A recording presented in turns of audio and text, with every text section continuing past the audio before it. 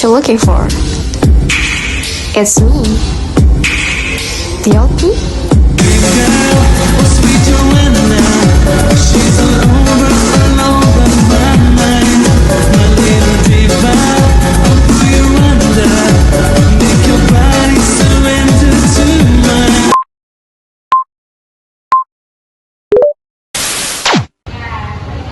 Aspek psikologis adalah bagian dari individu yang meliputi pikiran, perasaan, dan sikap terhadap dirinya sendiri. Aspek psikologis juga dapat diartikan sebagai keadaan yang ada di dalam diri individu yang dapat mempengaruhi sikap dan perilaku individu tersebut. Aspek psikologis merujuk pada berbagai komponen atau dimensi yang membentuk kehidupan mental seseorang. Ini mencakup cara kita berpikir, merasakan, dan berperilaku.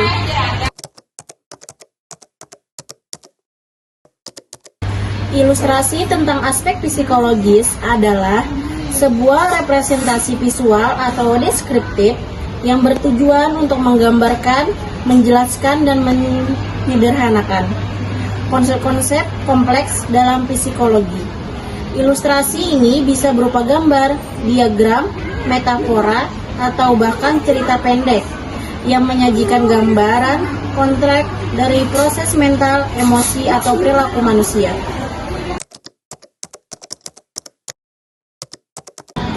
Studi kasus adalah metode penelitian yang dilakukan secara mendalam dan detail untuk menyelidiki suatu kasus seperti individu, kelompok, organisasi, atau proses.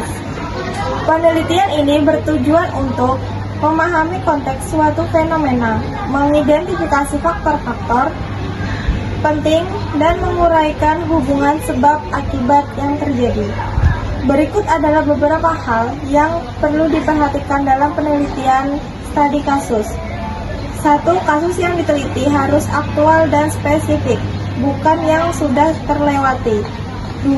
Penelitian disarankan untuk memilih satu kasus saja, baik yang sempurna maupun kompleks. Yang ketiga, peneliti harus mengumpulkan data dari berbagai sumber yang relevan seperti wawancara, observasi, dokumen, dan rekaman. Dan yang terakhir, peneliti bukan bagian dari konteks objek penelitian, melainkan mendatangi untuk menginvestigasi, menganalisis, dan mempertimbangkan sebagai faktor. Studi kasus dapat digunakan untuk berbagai tujuan seperti membantu, menunjukkan hal-hal yang penting untuk menjadi perhatian atau fokus mencari solusi dari permasalahan tersebut, membangun teori, mengidentifikasi dinamika yang mengubah konteks organisasi.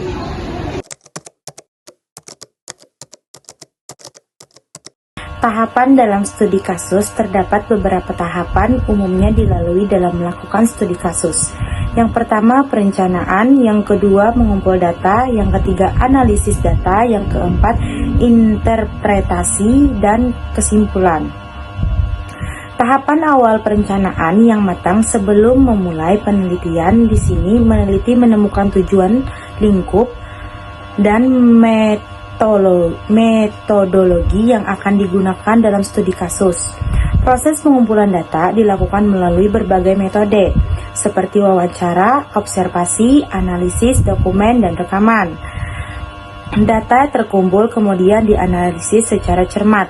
Analisis data yang terkumpul dianalisis secara mendalam untuk menemukan pola, hubungan sebab akibat, dan makna di balik informasi yang ditemukan. Hasil analisis data diterjemahkan ke dalam suatu pemahaman yang lebih dalam terkait dengan kasus yang diteliti. Dari sini kesimpulan atau rekomendasi dapat dibuat.